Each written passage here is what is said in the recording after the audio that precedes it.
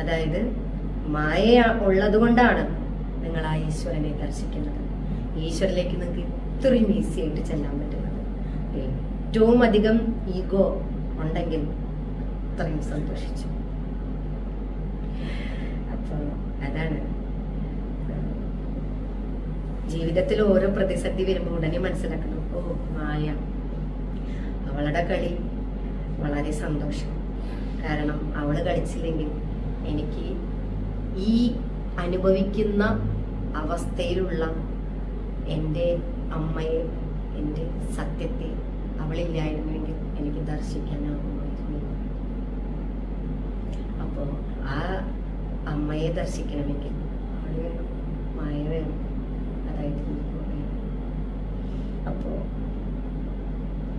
എപ്പോഴും ഈഗോയ്ക്ക് മുമ്പിൽ അതുകൊണ്ടാണ് മനുഷ്യന് സർവ